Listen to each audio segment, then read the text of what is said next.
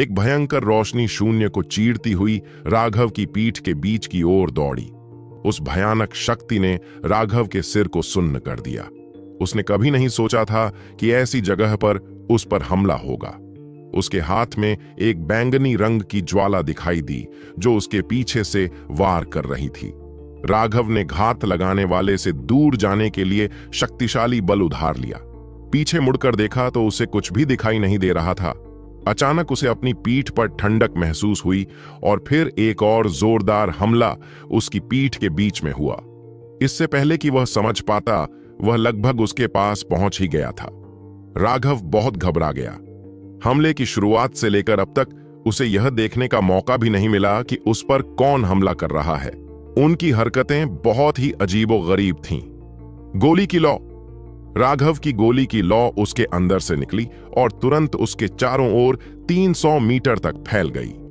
अपनी पिल फ्लेम को पुकारने के बाद डेविल डेकैपिटेटर अचानक हुए हमले का सामना करने के लिए आगे बढ़ा। हालांकि वह पीछे नहीं मुड़ा, उसने हमला करने के लिए सिर्फ अपने अंतर्ज्ञान पर भरोसा किया। लेकिन राघव को यह देखकर झटका लगा कि उसके कृपाण हमले का एक हिस्सा किसी तरह मिट गया था। एक हल्की सी आवाज गूंजी। राघव ने पीछे मुड़कर उस धुंधली सी आकृति को देखा, लेकिन वह केवल इतना ही बता पाया था कि यह व्यक्ति मानव आकार का था। इससे पहले कि वे किसी अज्ञात तकनीक का प्रयोग करके उसके सामने से गायब हो जाते तथा पुनः हमला करने के लिए उसकी पीठ के पीछे प्रकट होते, राघव ने ठंडी सांस ली। डेविल डेकैपिटेटर को दोनों हाथों से पकड़कर वह घूम गया और अपने पीछे खड़े व्यक्ति पर हमला कर दिया। जैसा कि उसने सोचा था, एक तलवार उसकी पीठ की ओर घुस रही थी, लेकिन इस बार राघव ने उससे सीधे टक्कर ली और उसकी तलवार उस व्यक्ति की तलवार पर जोर से लगी। राघव अनजाने में कई कदम पीछे धकेल दिया गया, जबकि वह व्यक्ति भी राघव की कृपाण से उड़ गया। यह तुम हो? अचानक एक चौंका देने वाली चीख सुनाई दी। जैसे जैसे वह भ्रामक आकृति धीरे धीरे ठोस होती गई, यह पता चला कि हमलावर एक महिला थी। उसका शरीर सुडौल और सुंदर था।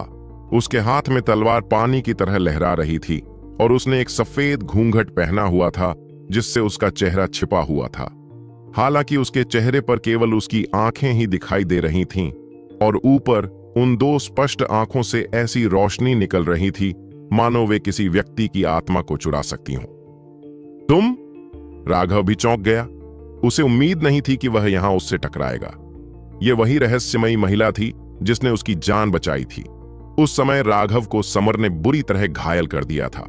अंत में वह पूरी तरह थके हुए प्रकाश से टकरा गया था। अगर वह नहीं होती तो राघव पहले ही मर चुका होता। उस समय राघव को यह महिला बेहद रहस्यमयी लगी थी। फिर अभी अभी हुई उनकी 3 बातचीतों के जरिए राघव को एहसास हुआ कि यह महिला उसकी कल्पना से भी ज्यादा शक्तिशाली थी। उसकी व्यावहारिक रूप से राक्षसी आंदोलन तकनीक किसी को भी सिरदर्द दे सकती थी। उसे सबसे ज्यादा झटका इस बात से लगा कि उसकी साधना का आधार अभी भी टेंडन परिवर्तन के शिखर पर ही था। यह तो पता ही था कि राघव ने जब एलियट स्टार को संघनित कर लिया था तो उसकी युद्ध क्षमता बहुत बढ़ गई थी। उसने मान लिया था कि अब उसी क्षेत्र में उसका कोई और प्रतिद्वंद्वी नहीं होगा। उनके 3 आदान प्रदानों के दौरान राघव ने बिल्कुल भी पीछे नहीं हटे, लेकिन यह महिला अभी भी आसानी से उसके कृपाण के हमलों को झेलने में सक्षम थी। वह निश्चित रूप से भयानक थी। महिला ने माफी मांगी। माफ कीजिए, मैंने सोचा था कि आप दुश्मन हैं। कोई बात नहीं, यह सिर्फ एक गलत फहमी थी। राघव मुस्कुराया। यह वास्तव में सिर्फ एक गलत फहमी थी। आपकी आभा मेरे कुछ विरोधियों से मिलती जुलती है। मुझे लगा कि वे मेरे पीछे पीछे अंदर आ गए हैं। प्रतिद्वंद्वी? मेरे जैसी आभा वाले? उनकी तकनीक और कौशल अलग अलग थे, लेकिन आभा कुछ हद तक समान थी। उनके शरीर की ऊर्जा और रक्त ड्रैगन की तरह उछलते थे और उनके भौतिक शरीर की शक्ति एक जानवर की तरह थी। वे कौन थे? राघव ने पूछा। वह जो कह रही थी उसमें उसे बहुत दिलचस्पी थी। जाहिर है वे लोग बॉडी टेम्परिंग में भी माहिर थे। महिला ने केवल मुस्कुराकर उसके सवाल का जवाब नहीं दिया। मुझे उम्मीद नहीं थी कि तुम इतने मजबूत हो। तुम्हें वास्तव में किसी गुप्त खजाने की आवश्यकता नहीं है और इस दबाव का विरोध करने के लिए तुम केवल अपने भौतिक शरीर पर भरोसा कर सकते हो। चूंकि उसने सीधे जवाब नहीं दिया था, इसीलिए राघव ने उसे इस विषय पर परेशान करना जारी नहीं रखा।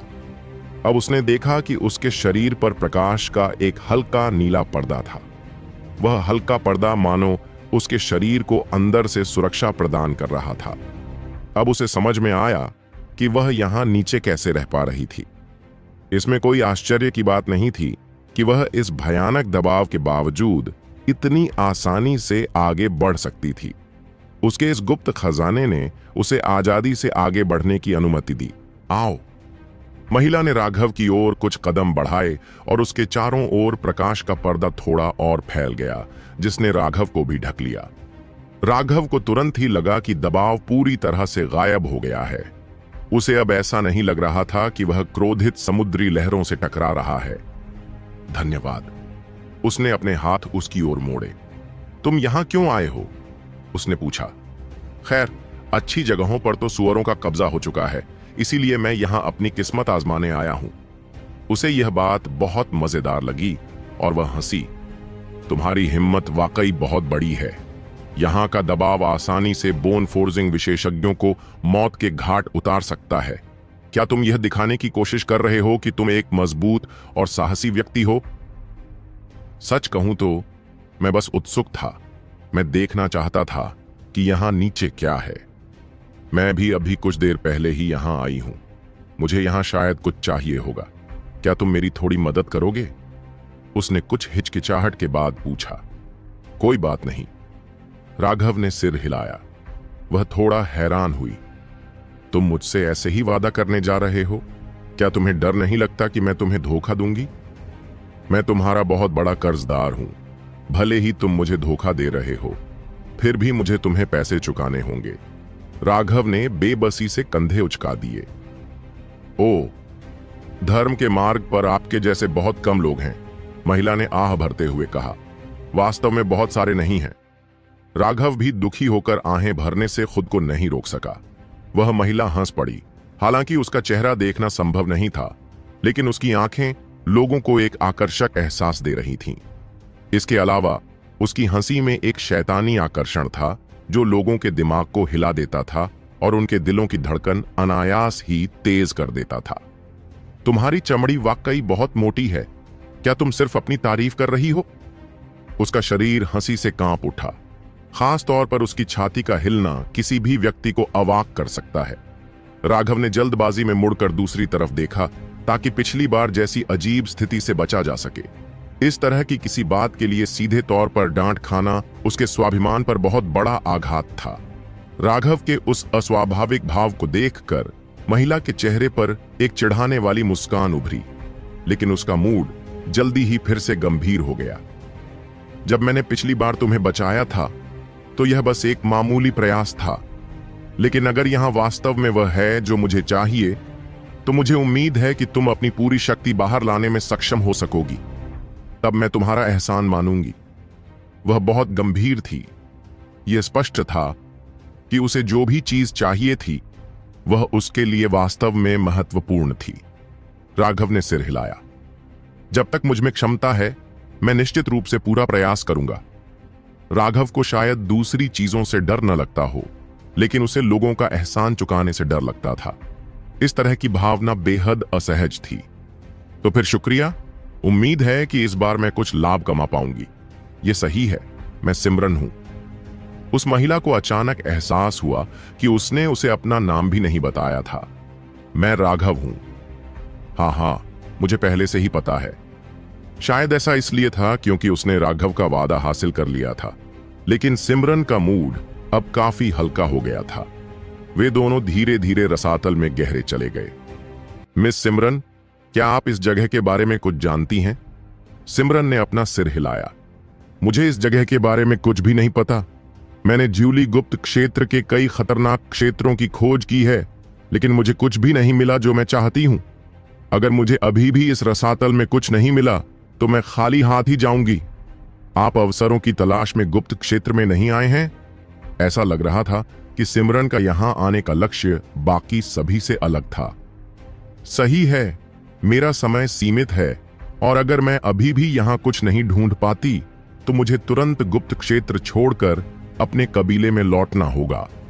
जैसे जैसे वह सावधानी से आगे बढ़ी, उसका चेहरा थोड़ा उदास हो गया। सिमरन के शरीर से एक तरह का बेहद जादुई आकर्षण निकलता था। इसकी वजह से दूसरे लोग उसके मूड से आसानी से प्रभावित हो जाते थे। उसके चेहरे पर चिंता की लकीरें देखकर राघव को उस पर दया और कोमलता महसूस हुई और उसने उसे सांत्वना देने के लिए अपना हाथ बढ़ाया। लेकिन उसने अब भी अपना हाथ आगे बढ़ाया ही था कि अचानक उसकी घबराहट ने उसे जगा दिया और उसने जल्दी से अपना हाथ वापस खींच लिया तथा अपनी भावनाओं पर नियंत्रण पा लिया। कुछ अजीब, निश्चित रूप से कुछ अजीब, राघव ने मन ही मन बड़बड़ाया। यह पूरी तरह से असामान्य था। राघव ने कभी खुद को उन लोगों में से एक नहीं माना था जो एक मूर्ख बन जाएंगे, जो एक खूबसूरत महिला के सामने हिल भी नहीं पाएंगे। लेकिन सिमरन के साथ उसे लगातार ऐसा महसूस होता था जैसे कि वह किसी चीज से प्रभावित हो रहा है। ऐसा लगता था कि सिमरन के शरीर में किसी तरह की जादुई शक्ति थी जो बेहद विचित्र थी। खांसी, रुको, यह ठीक नहीं लग रहा है। अगर ज्यूली गुप्त क्षेत्र का निकास द्वार नहीं खुला तो तुम कैसे निकलोगी? राघव को अचानक याद आया कि निकास द्वार बंद था। उसके लिए वहां से निकलना असंभव था। सिमरन रहस्यमय ढंग से मुस्कुराई। मेरे अपने तरीके हैं, हालांकि ये मेरे रहस्यों में से एक है, इसलिए मैं आपको यह नहीं बता सकती कि यह क्या है। हालांकि उसने जवाब देने से इनकार कर दिया था, लेकिन किसी के लिए भी उस पर गुस्सा करना मुश्किल था। राघव ने कड़वी मुस्कान दी। यह महिला जरूर एक राक्षसी होगी। शैतानी आभा घनी होती जा रही है, सावधान रहो, सिमरन ने चेतावनी दी। राघव को उसकी चेतावनी की जरूरत नहीं थी। सिमरन का प्रकाश पर्दा उन्हें दबाव से अलग करने में सक्षम हो सकता था, लेकिन यह उस आभा को रोकने में असमर्थ था। वह आभा क्रूर थी और नरसंहार की इच्छा से भरी हुई थी। ऐसा लग रहा था जैसे कोई दुष्ट शैतान उनके चेहरे पर घूर रहा हो। यहां तक कि राघव को भी अपनी हड्डियों में ठंडक महसूस हुई। वे दोनों 2 घंटे से ज्यादा समय तक आगे बढ़ते रहे। वह शैतानी आभा और भी घनी होती गई। राघव की शक्तिशाली आध्यात्मिक शक्ति के कारण वह उसका प्रतिरोध करने में सक्षम था। राघव ने सिमरन की तरफ देखा और देखा कि उसके हाव भाव बिल्कुल भी नहीं बदले थे। वह स्पष्ट रूप से उस आभा के आक्रमण का आसानी से विरोध करने में सक्षम थी। वह आभा अत्यंत बुरी थी।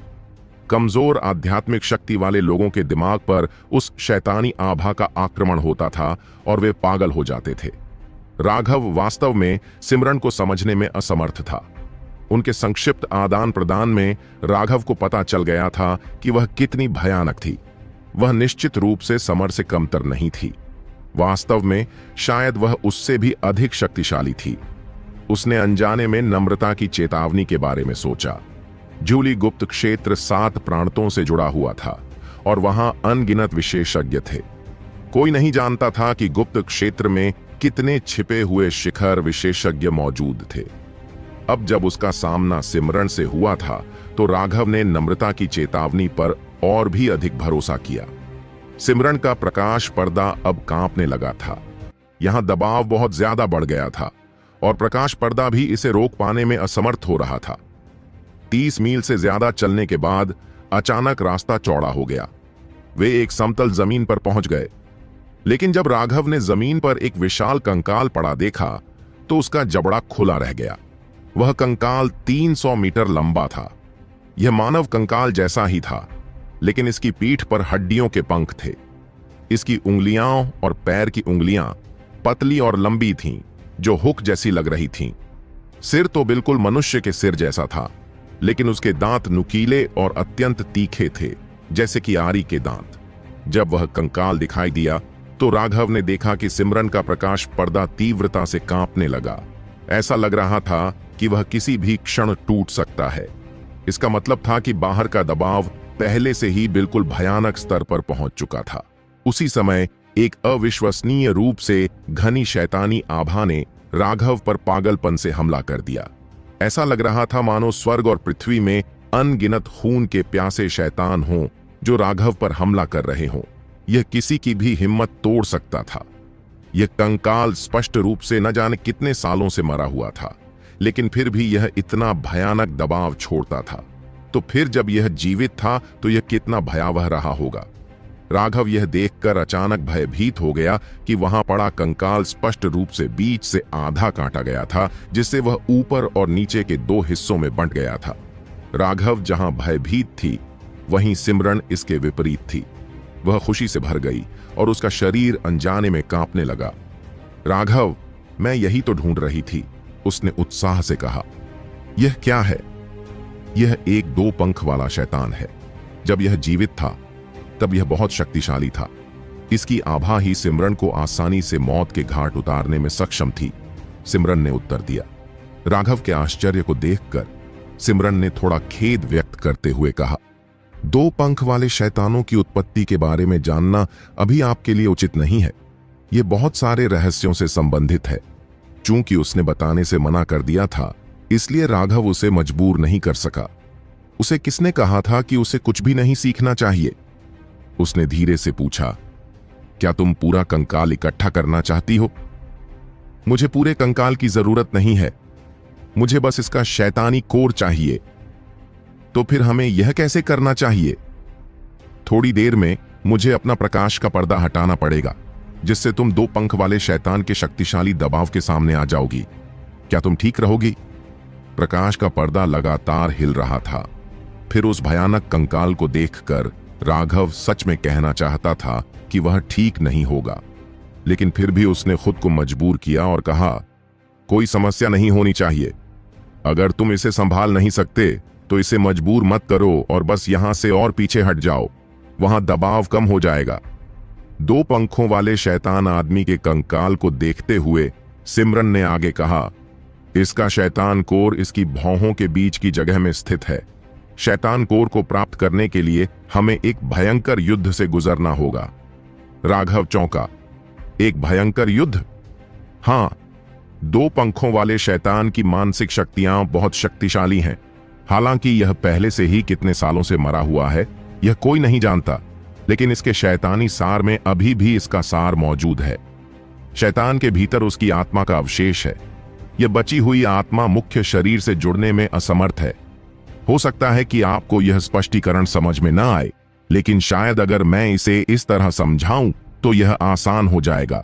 यह एक परजीवी की तरह है। 2 पंखों वाले शैतान आदमी की आत्मा में एक अन्य प्रकार की ऊर्जा भी होती है, और जब मुख्य शरीर मर जाता है तो वह ऊर्जा उसके शैतानी केंद्र के भीतर पुनर्जन्म ले लेती है। सिमरन ने बताया, बाहरी दुनिया में किसी चीज से उकसाए जाने से पहले यह कोई हलचल नहीं करता, लेकिन जब कोई व्यक्ति इसे परेशान करता है तो यह हमला कर देता है। राघव बिल्कुल अचंभित था। क्या यह आध्यात्मिक हमला है? नहीं, यह 2 पंख वाले शैतान की लाश को युद्ध के लिए नियंत्रित करेगा। आपको सावधान रहना होगा, क्योंकि एक मृत 2 पंख वाला शैतान भी बेहद भयानक होता है। इस बार राघव को वाकई ज्ञान और अनुभव प्राप्त हुआ था। ठीक है, चलो शुरू करते हैं। सिमरन ने अपना प्रकाश पर्दा बिखेर दिया और एक भयानक दबाव तुरंत उन दोनों पर टूट पड़ा। वह उन्मत्त शक्ति उन्हें चूर्ण चूर्ण कर देना चाहती थी। राघव ने तुरंत अपनी दिव्य अंगूठी बुलाई। 300 मीटर की दिव्य अंगूठी ने स्वर्ग और पृथ्वी को हिलाकर रख दिया। हालांकि यह दबाव भयानक था, लेकिन राघव दिव्य अंगूठी की मदद से इसे सहन करने में सक्षम था। हालांकि वह दबाव एक दिशा से स्थिर नहीं था, इसके बजाय वह लगातार बेतरतीब ढंग से बढ़ रहा था और राघव का शरीर भी दबाव के साथ साथ हिल रहा था। उसे एक बार फिर ऐसा लगा जैसे उसे गुस्से से भरे समुद्र के बीच में फेंक दिया गया हो। राघव ने सिमरन की तरफ देखा। उसके लंबे बाल हवा में लहरा रहे थे। उसके पीछे एक बहुत बड़ी भ्रामक आकृति दिखाई दी। वह दबाव उसे जरा भी हिला नहीं सका। वह चौंकने से खुद को नहीं रोक सका। यह महिला वाकई बहुत डरावनी थी। उसके पीछे की वह मायावी आकृति उसकी दिव्य अंगूठी से जरा भी कमजोर नहीं लग रही थी। यह पहली बार था जब उसे ऐसी डरावनी तकनीक का सामना करना पड़ा था। सावधान रहो, अगर तुम इसे सहन नहीं कर सकते तो बस पीछे हट जाओ, कोई जोखिम मत लो। उसे यह अंतिम चेतावनी देने के बाद सिमरन शालीनता से कंकाल के पास चली गई। राघव ने भी जल्दी से उनका पीछा किया, लेकिन दबाव बहुत ज्यादा था और उनकी गति पर बहुत असर पड़ा। जैसे ही वे उसके पास पहुंचने वाले थे, कंकाल अचानक कांप उठा और उसके माथे पर एक नीली रोशनी दिखाई दी। लगभग क्रिस्टल जैसी हड्डी दिखाई दी। वह हड्डी उसका शैतानी कोर है। लेकिन फिर हम इसे कैसे निकालेंगे? मुझे नहीं लगता कि यह बंदा बहुत सहयोगी होगा। उस विशाल कंकाल को धीरे धीरे हिलते हुए देखकर राघव की खोपड़ी सुन्न हो गई। उसे लगा जैसे वह इस समय कुछ बहुत ही पागलपन कर रहा है। ऐसा लग रहा था कि वह इस दुनिया में अकेला पागल व्यक्ति नहीं था। मुझे नहीं पता, चलो बस लड़कर देखते हैं, सिमरन ने कुछ शर्मिंदगी के साथ कहा। वह सिर्फ अपनी किस्मत आजमाने के लिए झूली के गुप्त क्षेत्र में आई थी। उसे यहां शैतानी कोर मिलने की उम्मीद नहीं थी। इसीलिए जब उसने राघव का सवाल सुना तो वह तुरंत शर्मा गई। ठीक है, राघव लगभग लड़खड़ा गया। सिमरन की एक महान विशेषज्ञ होने की छवि तुरंत टूट गई। वे दोनों अब भी कंकाल के पास ही पहुंचे थे कि उसकी दो गहरी आंखों के गड्ढों से लाल रोशनी चमकी। ऐसा लगा जैसे शैतान ने अपनी आंखें खोल ली हों। उसने उन्हें घूरा और एक बड़ा हड्डी का पंजा उनकी ओर टूट पड़ा। चकमा दो, सीधे मत लो, सिमरन ने चेतावनी दी। उसका रूप अचानक से भ्रामक हो गया। वह धुएं के एक गुब्बार की तरह थी जो एक तरफ चकमा दे रही थी। राघव को सिमरन की चेतावनी की जरूरत नहीं थी। उसने भी एक तरफ गोली चलाई, लेकिन इस भयानक दबाव में ऐसा लग रहा था जैसे वह पानी में फंस गया हो और वह स्पष्ट रूप से सामान्य से कम फुर्तीला था। अपनी पूरी कोशिश करने के बावजूद उसका पंजा बहुत बड़ा था और उसने उसे मारा, जिससे वह जमीन पर जा गिरा जो स्टील से भी सख्त थी। एक बड़ा गड्ढा बन गया। राघव, सिमरन चिल्लाई। उसे उम्मीद नहीं थी कि राघव चकमा नहीं देगा। दो पंखों वाले शैतान ने अपना पंजा उठाया, जिससे राघव जमीन पर बुरी तरह से पड़ा हुआ दिखाई दिया। उसके कपड़े अब फटे हुए थे, जिससे वह बहुत ही बेसहारा दिखाई दे रहा था। जल्दी करो और चकमा दो। सिमरन एक और पंजा गिरते देख चौंक गई। इस बार उसकी ताकत और गति पिछले हमले से लगभग 10 गुना ज्यादा थी। शायद ऐसा इसलिए था क्योंकि दो पंखों वाला शैतान अभी अभी जागा था, लेकिन ऐसा लग रहा था कि उसे धीरे धीरे अपनी शक्ति का आदी होने की जरूरत थी। यह दूसरा हमला आसानी से बोन फोर्जिंग विशेषज्ञों को कुचल सकता था। मैं भी चकमा देना चाहता हूं, लेकिन मैं नहीं कर सकता। क्या आपको लगता है कि हर किसी के पास आपकी तरह ही विचित्र चाल ढाल की तकनीक होती है? सिमरन की चिंता देखकर राघव चिल्लाया, मेरी चिंता मत करो, मैं इसका सीधे सामना करूंगा और तुम इसके शैतानी सार को निकालने का कोई तरीका सोचो। शैतान सिर काटने वाला बाहर आया और अंधेरे को सुनहरी रोशनी से भर दिया तथा पंजे पर वार किया। राघव टक्कर से उछलकर एक चट्टान से जा टकराया। उसे ऐसा दर्द महसूस हुआ जैसे उसका शरीर टूटने वाला था। उसके अंदरूनी अंगों पर बहुत ज्यादा असर हुआ, जिससे उसके शरीर में जगह जगह से हलचल मच गई। राघव अब सचमुच भयभीत हो गया था। बिना किसी मांस या रक्त के यह कंकाल सिर्फ थोड़ी आध्यात्मिक शक्ति के साथ इतनी शक्तिशाली रूप से चलने में सक्षम था। अगर यह अब इतना शक्तिशाली हमला करने में सक्षम था, तो यह दो पंख वाला शैतान आदमी जब जीवित था तो कितना शक्तिशाली था। Star moon slash. सिमरन हवा में उछल गई थी, जबकि राघव ने दो पंखों वाले शैतान के हमले को रोक दिया था। उसकी तलवार ने एक अर्धचंद्राकार छवि को काट दिया। जैसे ही वह बाहर निकली, वह चांद की छवि 300 मीटर लंबी थी और शून्य में कटी हुई थी। यह ग्रिम रीपर की दरांती की तरह थी, जो दो पंखों वाले शैतान के सिर को उसके शरीर के बाकी हिस्सों से जोड़ने वाली एक बची हुई हड्डी पर भारी वार कर रही थी। एक शक्तिशाली विस्फोट के साथ उस हड्डी का एक हिस्सा टुकड़ों में टूट गया। हालांकि उस भयानक हमले के बावजूद उसका केवल एक हिस्सा ही पूरी तरह से टूटा था। यह उसे पूरी तरह से अलग करने के लिए पर्याप्त नहीं था। दो पंखों वाले शैतान की आधी लाश घूम गई। उसके दो पंजे लगातार सिमरन पर हमला कर रहे थे। वह सिर्फ अपनी क्षमता के अनुसार चकमा दे सकती थी। वह इन हमलों का सामना करने की हिम्मत नहीं कर पा रही थी। राघव को अचानक एहसास हुआ कि सिमरन हमला करने में माहिर थी। उसका शारीरिक शरीर और रक्षात्मक क्षमता विशेष रूप से उच्च नहीं थी। वह केवल अपनी चौंकाने वाली तकनीकों पर भरोसा कर सकती थी। तूफान स्लैश! अचानक राघव दहाड़ा और डेविल डिकैपिटेटर ने प्रकाश की एक विशाल किरण उत्सर्जित की जो 2 पंख वाले शैतान आदमी पर जा गिरी। लेकिन उसने कभी नहीं सोचा था कि यह 2 पंख वाला शैतान कंकाल उसके हमले को भांपने में सक्षम था और सिमरन को छोड़कर उसने उस पर एक पंजा फेंक दिया। उसकी कृपाण छवि 2 पंख वाले शैतान के पंजे से नष्ट हो गई। राघव के अपने हमले भी उसके एक वार को झेलने में असमर्थ थे। सिमरन, मैं उसका ध्यान अपनी ओर आकर्षित करूंगा और तुम छिपकर हमला करने पर ध्यान केंद्रित करो। पिछली बार की तरह उसी जगह पर निशाना लगाने की कोशिश करो। राघव ने एक बार फिर कृपाण प्रकाश भेजा। हालांकि इस बार राघव को पता था कि क्या करना है और इस हमले में उसकी असली कृपाण ब्लेड नहीं थी, बल्कि सिर्फ उसकी कृपाण ऊर्जा थी। 2 पंख वाले शैतान ने सहज रूप से राघव की कृपाण क्यू पर प्रतिक्रिया की और एक हमले से उसे नष्ट कर दिया। लेकिन इस तरह नष्ट हुई कृपाण ऊर्जा का राघव पर कोई असर नहीं होगा। वह लगातार कृपाण ऊर्जा को छोड़कर उसका ध्यान अपनी ओर आकर्षित कर सकता था। आखिरकार यह 2 पंख वाला शैतान पहले ही मर चुका था। इसमें कोई सच्ची बुद्धि नहीं थी और यह केवल सहज रूप से हमला कर सकता था। सिमरन खुश थी कि राघव ने इतनी जल्दी इसकी कमजोरी पकड़ ली थी। वह 2 पंख वाले शैतान आदमी के पीछे छिप गई और एक बार फिर अर्धचंद्राकार वार किया।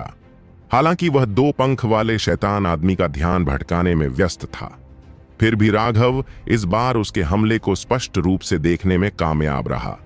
जब सिमरन ने अपनी इस क्षमता का इस्तेमाल किया तो उसने एक बेहद अजीब तरह की ऊर्जा का इस्तेमाल किया जो राघव द्वारा अपने युद्ध कौशल में इस्तेमाल की जाने वाली ऊर्जा से अलग थी। हमला करने से पहले उसके हमले का कोई भी संकेत नहीं था। यह कोई आश्चर्य की बात नहीं थी कि 2 पंखों वाला शैतान हमेशा उसके आक्रमण को देखता रहता था। वह उसके आक्रमण को भांप नहीं पाता था। सिमरन का हमला ठीक उसी जगह पर हुआ जहां उसका पिछला हमला हुआ था। गर्दन की वह मोटी हड्डी आखिरकार टिक नहीं पाई और टूटकर बिखर गई। बड़ी खोपड़ी जमीन पर गिर गई। सिमरन के अंतिम हमले के साथ 2 पंख वाले शैतान आदमी की खोपड़ी जमीन पर गिर गई। वह विशाल खोपड़ी जोर से उसके सिर पर गिरी। हालांकि राघव को जो बात हैरान कर गई वह यह थी कि अपना शरीर खोने के बाद भी यह खोपड़ी राघव पर पागलों की तरह हमला करती रही। इसके तीखे दांत तेजी से नीचे की ओर झुक रहे थे, लेकिन इसे सहारा देने के लिए शरीर के बिना यह व्यावहारिक रूप से एक मेंढक की तरह था, बस अपनी मूल स्थिति में बेतरतीब ढंग से संघर्ष कर रहा था। यह एक चौंकाने वाला दृश्य था, लेकिन यह एक हास्यास्पद भी था। लेकिन हालांकि यह कुछ हद तक हास्यास्पद था, उन तीखे दांतों को लगातार नीचे गिरते देखकर राघव फिर भी कुछ कदम पीछे हट गया। हालांकि उसके पास उसे काटने का कोई रास्ता नहीं था। अगर वह किसी तरह से ऐसा कर भी लेता तो वह मुंह उसे जरूर कुचल देता। अब हमें क्या करना चाहिए? राघव ने पूछा। मुझे वास्तव में नहीं पता। सिमरन बेहद शर्मिंदा थी और उसने राघव के चेहरे पर भाव देखने की भी हिम्मत नहीं की। राघव के चेहरे पर सचमुच बहुत ही बेजान भाव थे। वह अविश्वास से भर गया। तुमने शैतानी कोर प्राप्त करने के लिए यहां आने से पहले कोई तैयारी नहीं की थी? आप मुझे दोष नहीं दे सकते। मैं यहां केवल अपनी किस्मत आजमाने आया था। मैंने कभी नहीं सोचा था कि मैं ज्यूली गुप्त क्षेत्र जैसी छोटी सी जगह में शैतान के केंद्र से मिलूंगा। अब उसकी पहले वाली विशेषज्ञता खत्म हो चुकी थी। इसके बजाय वह एक हैरान परेशान छोटी लड़की की तरह लग रही थी। सिमरन सिर्फ इसलिए ज्यूली के गुप्त क्षेत्र में आ पाई थी क्योंकि उसके कबीले ने उसे तड़का लगाने के लिए भेजा था। उन्हें वास्तव में उससे शैतानी कोर वापस लाने की कोई उम्मीद नहीं थी। इस तरह का कारण वास्तव में आश्चर्यजनक है। राघव ने उसे 2 अंगूठे दिखाए, लेकिन वह जो कहना चाहता था वह यह था कि उसकी बुद्धि वास्तव में उसकी साधना के आधार से मेल नहीं खाती थी। लेकिन अगर वह ऐसा कहता भी तो इससे कोई मदद नहीं मिलती। वह उसे इस तरह से नाराज नहीं कर सकता था, खासकर तब जब उसने उसकी जान बचाई थी। वह इस तरह से अपना आभार व्यक्त नहीं कर सकता था। वह बस देखता रहा कि वह खोपड़ी पागलों की तरह बार बार अपने दांत चटका रही है। उसने उसके पास जाने की हिम्मत नहीं की, लेकिन इस तरह का गतिरोध कोई समाधान नहीं था। राघव ने आखिरकार एक गहरी सांस ली, अपने दांत भींचे और एक सुनहरा पन्ना निकाला। उसकी आध्यात्मिक शक्ति के नियंत्रण में सुनहरा पृष्ठ प्रकाश की किरण में बदल गया और उसके माथे को काटने लगा। बहुत ही स्पष्ट कटने की आवाज के साथ सुनहरे पन्ने ने शैतान की हड्डी को काट दिया और शैतान की हड्डी जमीन पर गिर गई। तभी खोपड़ी ने हिलना बंद कर दिया। उसने सुनहरे पृष्ठ का उपयोग शैतानी कोर को उठाने के लिए किया और उसे वापस उड़ा लाया। यहां राघव ने शैतानी कोर को हैरान सिमरन को सौंप दिया। तुम्हारे पास कोई आत्मा वस्तु है? सिमरन ने आश्चर्य से राघव को देखा। आत्मा वस्तु? ये क्या है? राघव थोड़ा चौंका। ऐसा लग रहा था कि उसने इस शब्द के बारे में पहले भी सुना था। सिमरन को राघव से शैतानी कोर मिला। उसके अंदर अतुलनीय शक्तिशाली ऊर्जा को महसूस करते हुए वह उत्साह से भर गई। धन्यवाद राघव। खांसी, जब तुम बात करती हो तो क्या यह एक तरफा बातचीत नहीं हो सकती? सोल आइटम क्या है? राघव ने अजीब तरह से खांसते हुए कहा। आह, माफ करना, मैं बहुत ज्यादा उत्साहित थी। सिमरन ने शैतान कोर के साथ खेलना समाप्त कर दिया। उसने एक बार फिर अपने प्रकाश के पर्दे को सक्रिय कर दिया ताकि उन दोनों को अब दबाव का विरोध करने की जरूरत न पड़े, और उन दोनों ने अपनी आभा वापस ले ली। चलो पहले आराम करने के लिए कोई जगह ढूंढते हैं। उस महान युद्ध के बाद वे दबाव का सामना करते हुए काफी ऊर्जा खर्च कर चुके थे। पहले आराम करना समझदारी भरा फैसला था। उन दोनों ने एक सुनसान कोना ढूंढ निकाला। सिमरन ने राघव की ओर रुख किया। क्या तुम मुझे अपना खजाना दिखा सकते हो? यद्यपि सिमरन जिस खजाने का जिक्र कर रहा था वह स्पष्ट रूप से सुनहरा पृष्ठ था, किसी कारण से वह यह सोचना बंद नहीं कर सका कि इसका और क्या मतलब हो सकता है, और उसका चेहरा थोड़ा गर्म हो गया। दुष्ट, सिमरन ने डांटा। राघव ने उसे हैरानी से देखा। यह महिला दूसरे लोगों के विचारों को आसानी से कैसे समझ लेती है? यह बहुत भयानक था। इसे सौंप दो। सिमरन ने अपना हाथ बढ़ाया। खांसी, यहां। राघव ने जल्दी से सुनहरा पन्ना थमा दिया, लेकिन अंदर ही अंदर वह थोड़ा आशंकित था, क्योंकि यह एक अनमोल खजाना था। अगर वह लालची हो गई तो वाकई परेशानी हो सकती है। चिंता मत करो, मैं, सिमरन, उस तरह की बेशर्म व्यक्ति नहीं हूं, उसने कुछ नाराजगी के साथ कहा। यह निश्चित रूप से इस महिला के बारे में कुछ विचित्र था। राघव का दिल कांप उठा। उसे महसूस हो रहा था कि एक तरह की हैरान करने वाली ऊर्जा उसके भीतर घुस रही है। वह आत्मा ऊर्जा नहीं थी, न ही वह कोई अन्य प्रकार की ऊर्जा थी जिसे राघव जानता था, लेकिन ऐसा लग रहा था जैसे उसके सारे विचार सिमरन के सामने खुलकर सामने आ गए हों। उन्होंने गुप्त रूप से असुरा सुथरा बॉडी आर्ट को प्रसारित किया। उन्हें सुखद आश्चर्य यह हुआ कि जैसे जैसे असुरा सुथरा बॉडी आर्ट प्रसारित होता गया, वह भावना फीकी पड़ती गई। कोई भी आपके रहस्यों को जानने की कोशिश नहीं कर रहा है। यह सिर्फ आपकी अभिव्यक्ति और आंखें हैं जो आपको बेच देती हैं। सिमरन ने राघव की ओर देखा और अपना सिर हिलाया। खांसी, चलो मुख्य मुद्दे पर वापस आते हैं। आत्मा वस्तु से तुम्हारा क्या मतलब था? राघव वास्तव में इस विषय पर नहीं रुकना चाहता था। एक महिला जो बहुत चालाक थी, वास्तव में परेशानी का सबब थी। उसे पहले वाली सिमरन ज्यादा पसंद थी, जो यह नहीं समझ पा रही थी कि क्या करना है, बजाय इसके कि उसका यह रूप जो चालाक लोमड़ी की तरह था। आत्मा की वस्तुएं आमतौर पर आत्मा साधकों के विशेष हथियार होते हैं। उनकी शक्ति भयावह होती है, लेकिन उन्हें बनाने की सामग्री अविश्वसनीय रूप से दुर्लभ होती है। इस प्रकार आत्मा की वस्तुएं और भी दुर्लभ होती हैं। जहां तक आपकी इस आत्मा की वस्तु का सवाल है, यह कोई आत्मा की वस्तु नहीं है। सिमरन की आध्यात्मिक शक्ति सुनहरे पृष्ठ पर छा गई और उसकी आंखों में आश्चर्य भर गया। सुनहरे पृष्ठ को पलटते हुए वह आश्चर्य से भर गई। अमर पात्र, तुम इन पात्रों को पहचानते हो? राघव हैरान और खुश दोनों था। उसने कभी नहीं सोचा था कि सिमरन इन पात्रों को पहचान पाएगी। अमर पात्र, यह अमर युग की पटकथा थी। ऐसा कहा जाता था कि अमर युग देवताओं और अमर लोगों का समय था। लोगों के पास अमर तकनीक और दिव्य ऊर्जा थी। हाथ की एक लहर से पहाड़ बन गए और समुद्र हिल गए, आकाश गिर गया और धरती ऊपर उठ गई। लेकिन वह युग बहुत पहले की बात थी। वास्तव में वह पहले से ही वर्तमान युग से इतना दूर था कि लोग इसे तथ्य के रूप में विश्वास नहीं कर सकते थे। अमर युग पहले से ही मिथक और किंवदंती था। यहां तक कि तुलनात्मक रूप से करीब का प्राचीन युग भी इस समय लगभग मिथक बन चुका था। ऐसी कई चीजें थीं जिनके बारे में कहा जाता था कि वे प्राचीन युग में मौजूद थीं, लेकिन अब वे सिर्फ कहानियां बनकर रह गई हैं। अमर युग से लेकर प्राचीन युग तक, वर्तमान युग तक बहुत सी चीजें खो गई हैं। ऐसा लग रहा था जैसे दुनिया ने कुछ अनुभव किया हो और साधना संस्कृति को निर्दयता पूर्वक नष्ट कर दिया गया हो। वर्तमान युग के साधक केवल उस समय से बचे हुए अवशेषों का अध्ययन करने के लिए अपना सर्वश्रेष्ठ प्रयास कर सकते थे।